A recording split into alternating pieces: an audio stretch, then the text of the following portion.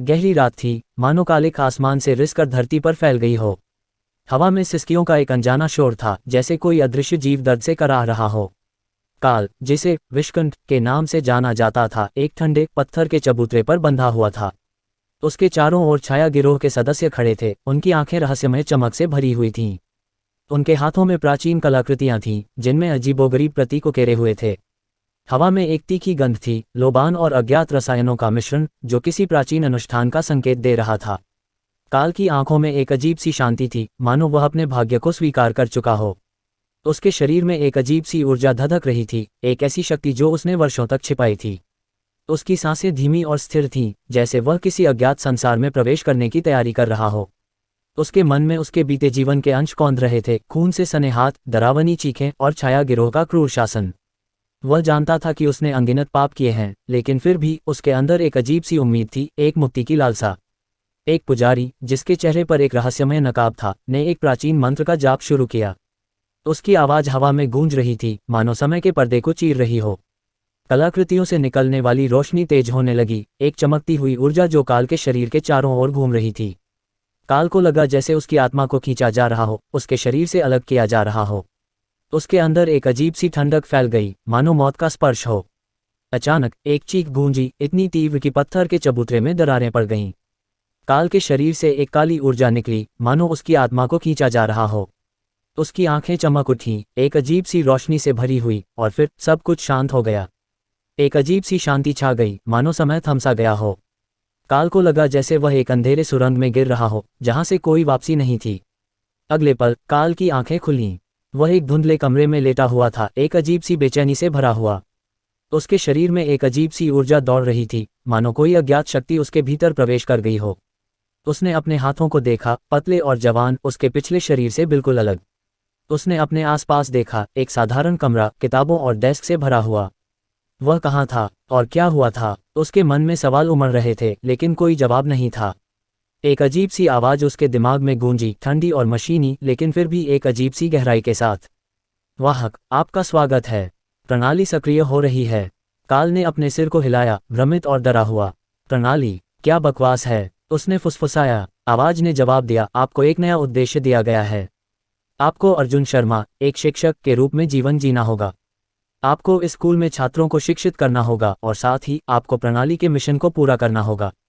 काल ने अपने शरीर को उठाया और अपने आसपास देखा। एक डेस्क पर एक आईना था। उसने खुद को देखा, एक नया चेहरा, अर्जुन शर्मा। उसके चेहरे पर एक भोलापन था, एक ऐसी मासूमियत जो काल के लिए पूरी तरह से अपरिचित थी। यह क्या हो रहा है? मैं कहाँ हूँ? काल ने चिल्लाया, लेकिन कोई जवाब नहीं था। केवल उस ठंडी, मशीनी आवाज़ की गूंज, मिशन शुरू हो रहा है। कमरे के बाहर स्कूल की घंटी बज रही थी, छात्रों की आवाज़ें और कदमों की गूंज, मानो एक सामान्य दिन की शुरुआत हो रही हो। लेकिन काल जानता था, कुछ भी सामान्य नहीं था। उसने कमरे का दरवाज़ा खोला और बाहर निकल गया। गलियारा छात्रों से भरा हुआ था, जो अपनी कक्षाओं में जा रहे थे। काल को लगा जैसे वह किसी दूसरे ग्रह पर आ गया हो। उसने अपनी जेब में हाथ डाला और उसे एक आईडी कार्ड मिला, जिस पर लिखा था, अर्जुन शर्मा, शिक्षक। उसने कार्ड को देखा, और फिर छात्रों को, और फिर गलियारे को। उसे समझ नहीं आ रहा था कि वह यहाँ क्या कर रहा था, और क्यों। वह एक कक्षा में घुस गया, जहाँ छात्र अपनी किताबों में डूबे हुए थे। उन्होंने काल को देखा और चुप हो गए। काल ने ब्लैकबोर्ड पर देखा और उसे एक गणित का सवाल लिखा हुआ मिला। उसे याद नहीं था कि उसने कभी गणित पढ़ी थी, लेकिन फिर भी उसने चौक उठाई और सवाल हल करना शुरू कर दिया। उसके हाथ अपने आप चल रहे थे, मानो कोई और उसे नियंत्रित कर रहा हो। छात्रों ने उसे हैरानी से देखा, और फिर धीरे धीरे उन्होंने सवाल समझना शुरू कर दिया। काल को लगा जैसे वह एक कठपुतली है, जिसे कोई अदृश्य हाथ चला रहा है। उसे समझ नहीं आ रहा था कि यह क्या हो रहा था, लेकिन फिर भी उसने पढ़ाना जारी रखा। घंटा बजा और छात्र कक्षा से बाहर निकल गए। काल अकेला रह गया, और उसे लगा जैसे वह एक सपने में जी रहा है। उसने डेस्क पर पड़ी किताबों को देखा और उन्हें खोलना शुरू कर दिया।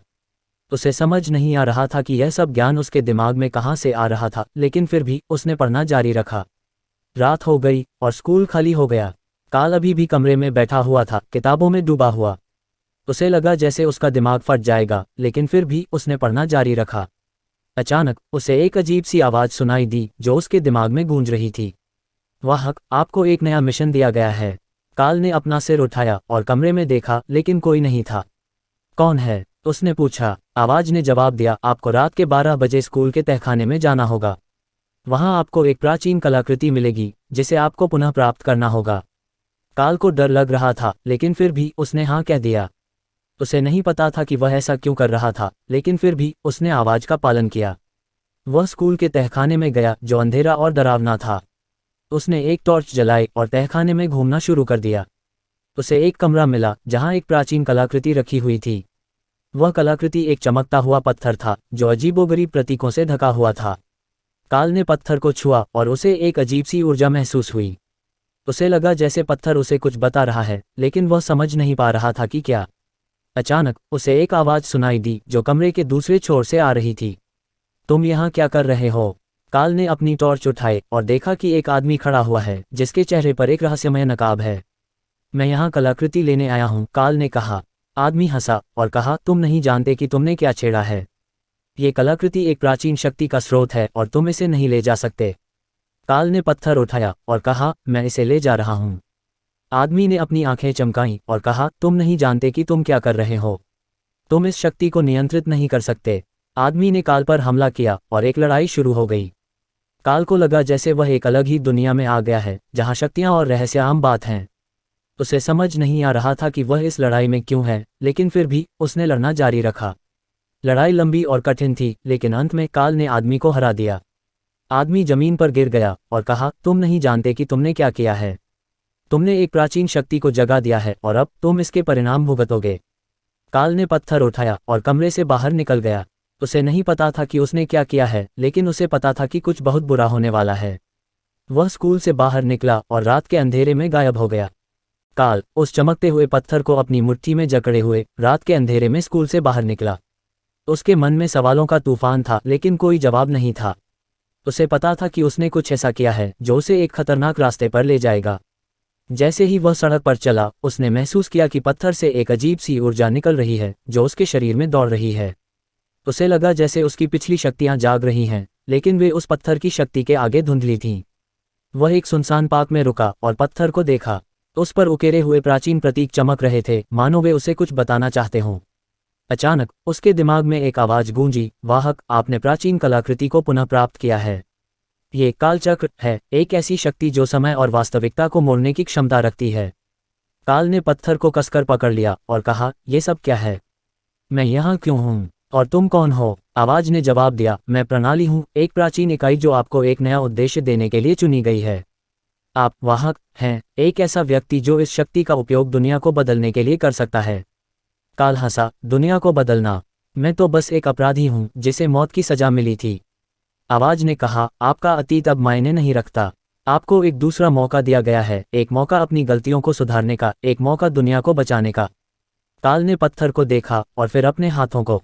उसे अपनी पिछली शक्तियां याद आईं, छाया गिरोह का क्रूर शासन, खून और हिंसा। उसे लगा जैसे उसके अंदर एक युद्ध चल रहा है, एक तरफ उसकी पुरानी बुराई और दूसरी तरफ एक नई उम्मीद।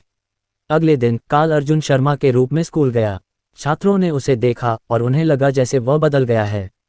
उसके चेहरे पर एक अजीब सी गंभीरता थी और उसकी आंखों में एक रहस्यमय चमक। कक्षा में उसने छात्रों को पढ़ाया, लेकिन उसका मन कहीं और था। वह सोच रहा था कि वह इस शक्ति का उपयोग कैसे करेगा और प्रणाली उससे क्या चाहती है।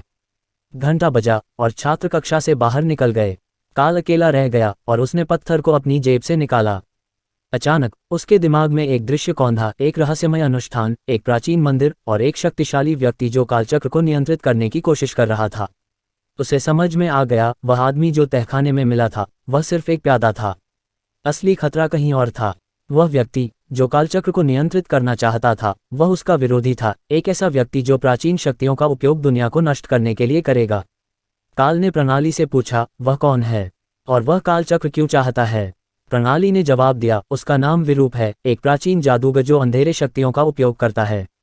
वह कालचक्र का उपयोग समय और वास्तविकता को मोड़ने के लिए करेगा और दुनिया को अराजकता में डुबो देगा। काल ने कहा, मुझे उसे रोकना होगा। प्रणाली ने कहा, आपको अपनी शक्तियों को नियंत्रित करना सीखना होगा। कालचक्र एक खतरनाक शक्ति है और यदि आप इसे नियंत्रित नहीं कर सकते तो यह आपको नष्ट कर देगा। काल ने पत्थर को देखा और उसे एक अजीब सी ऊर्जा महसूस हुई। उसे लगा जैसे कालचक्र उसे अपनी शक्ति का उपयोग करने के लिए लुभा रहा है, लेकिन वह जानता था कि उसे सावधान रहना होगा। अगले कुछ दिनों में काल ने अपनी शक्तियों को नियंत्रित करना सीखना शुरू कर दिया। उसने टेलीकिनेसिस, टेलीपोर्टेशन और ऊर्जा हेरफेर का अभ्यास किया। उसे पता चला कि वह अपनी पिछली शक्तियों और कालचक्र की शक्तियों को जोड़ सकता है, जिससे वह और भी शक्तिशाली बन सकता है। लेकिन जैसे जैसे उसकी शक्तियां बढ़ीं, उसका विरोधी भी मजबूत होता गया। विरूप ने अपने अनुयायियों को स्कूल में भेज दिया और उन्होंने छात्रों पर हमला करना शुरू कर दिया। काल को अपने छात्रों की रक्षा करनी पड़ी और साथ ही अपनी शक्तियों को छिपाना पड़ा। एक रात विरूप ने खुद स्कूल पर हमला किया। उसने कालचक्र की शक्तियों का उपयोग करके वास्तविकता को मोड़ने की कोशिश की और स्कूल को एक डरावनी जगह में बदल दिया। काल को विरूप से लड़ना पड़ा और उसे हराना पड़ा। लड़ाई लंबी और कठिन थी, लेकिन अंत में काल ने विरूप को हरा दिया। विरूप ने अपनी हार स्वीकार की और कहा, तुम नहीं जानते कि तुमने क्या किया है। तुमने एक प्राचीन युद्ध को जगा दिया है और अब तुम इसके परिणाम भुगतोगे। विरूप गायब हो गया और स्कूल अपनी सामान्य स्थिति में लौट आया। काल ने कालचक्र को देखा और उसे समझ में आ गया कि विरूप सही था। उसने एक प्राचीन शक्ति को जगा दिया था और अब उसे इसके परिणामों का सामना करना पड़ेगा। प्रणाली ने काल से कहा, वाहक, आपने अपना पहला मिशन पूरा कर लिया है, लेकिन युद्ध अभी खत्म नहीं हुआ है। विरूप वापस आएगा और वह पहले से कहीं ज्यादा मजबूत होगा। आपको अपनी शक्तियों को और भी मजबूत करना होगा और प्रणाली के रहस्यों को उजागर करना होगा। केवल तभी आप विरूप को हरा सकते हैं और दुनिया को बचा सकते हैं। काल ने कालचक्र को अपनी मुट्ठी में जकड़ लिया और कहा, मैं तैयार हूं। उसे पता था कि यह सिर्फ शुरुआत थी, एक लंबी और खतरनाक यात्रा की, लेकिन वह दुनिया को बचाने के लिए कुछ भी करने के लिए तैयार था। कालचक्र को अपनी मुट्ठी में जकड़े हुए स्कूल की छत पर खड़ा था। रात का अंधेरा शहर पर छाया हुआ था, लेकिन काल की आंखें चमक रही थीं, मानो वे अंधेरे को चीर रही हों। उसे पता था कि विरूप वापस आएगा और वह पहले से कहीं ज्यादा मजबूत होगा। उसे अपनी शक्तियों को और भी मजबूत करना होगा और प्रणाली के रहस्यों को उजागर करना होगा। अगले दिन काल ने अपने छात्रों को पढ़ाया, लेकिन उसका मन कहीं और था। वह प्रणाली के बारे में सोच रहा था और उसके छिपे हुए उद्देश्यों के बारे में। उसे पता था कि प्रणाली उसे एक वाहक के रूप में देख रही है, लेकिन वह नहीं जानता था कि वह उसे किस दिशा में ले जा रही है। घंटा बजा और छात्र कक्षा से बाहर निकल गए। काल अकेला रह गया और उसने कालचक्र को अपनी जेब से निकाला। अचानक उसके दिमाग में एक आवाज गूंजी, वाहक, आपको एक नया मिशन दिया गया है। काल ने कहा, क्या है मिशन? आवाज ने जवाब दिया, आपको एक प्राचीन मंदिर में जाना होगा जो शहर के बाहरी इलाके में स्थित है। वहां आपको एक रहस्यमय कलाकृति मिलेगी जो विरूप को हराने के लिए आवश्यक है। काल ने कहा, ठीक है, मैं जा रहा हूं। वह जानता था कि यह एक खतरनाक मिशन है, लेकिन उसे विरूप को रोकना होगा, चाहे कुछ भी हो जाए। काल ने स्कूल छोड़ा और शहर के बाहरी इलाके में स्थित प्राचीन मंदिर की ओर चल दिया। मंदिर एक सुनसान पहाड़ी पर स्थित था और वहां तक पहुंचने का रास्ता खतरनाक था। काल को चट्टानों और पेड़ों से होकर गुजरना पड़ा और उसे कई राक्षसों से लड़ना पड़ा। जब वह मंदिर पहुंचा तो उसे एक अजीब सी शांति महसूस हुई। मंदिर एक प्राचीन शक्ति का स्रोत था और काल को लगा जैसे वह घर आ गया हो। उसने मंदिर के अंदर प्रवेश किया और उसे एक विशाल हॉल मिला। हॉल में कई प्राचीन कलाकृतियां रखी हुई थीं और उन सभी से एक अजीब सी ऊर्जा निकल रही थी। काल ने हॉल में घूमना शुरू कर दिया और उसे एक कलाकृति मिली जो सबसे शक्तिशाली लग रही थी। यह एक चमकता हुआ क्रिस्टल था जो अजीबोगरीब प्रतीकों से ढका हुआ था। काल ने क्रिस्टल को छुआ और उसे एक अजीब सी दृष्टि दिखाई दी। उसने देखा कि विरूप एक प्राचीन अनुष्ठान कर रहा है और वह कालचक्र की शक्तियों का उपयोग करके दुनिया को नष्ट करने की कोशिश कर रहा है। काल को समझ में आ गया, क्रिस्टल उसे विरूप को हराने के लिए आवश्यक शक्ति प्रदान करेगा। काल ने क्रिस्टल उठाया और उसे एक अजीब सी ऊर्जा महसूस हुई। उसे लगा जैसे उसकी पिछली शक्तियां और कालचक्र की शक्तियां एक साथ मिल रही हैं और वह और भी शक्तिशाली हो रहा है। लेकिन जैसे ही वह क्रिस्टल लेकर मंदिर से बाहर निकला, उसे विरूप के अनुयायियों ने घेर लिया। वे काल से क्रिस्टल छीनना चाहते थे और उसे विरूप को सौंपना चाहते थे। काल को उनसे लड़ना पड़ा और उसने अपनी नई शक्तियों का उपयोग करके उन्हें हरा दिया। लेकिन लड़ाई के दौरान क्रिस्टल क्षतिग्रस्त हो गया और उसकी शक्ति कमजोर हो गई। काल को समझ में आ गया उसे क्रिस्टल को ठीक करना होगा या वह विरूप को नहीं हरा पाएगा। वह स्कूल वापस गया और उसने प्रणाली से पूछा, मैं क्रिस्टल को कैसे ठीक कर सकता हूँ? प्रणाली ने जवाब दिया, आपको एक प्राचीन जादूगर की मदद लेनी होगी जो शहर के बाहरी इलाके में एक गुफा में रहता है।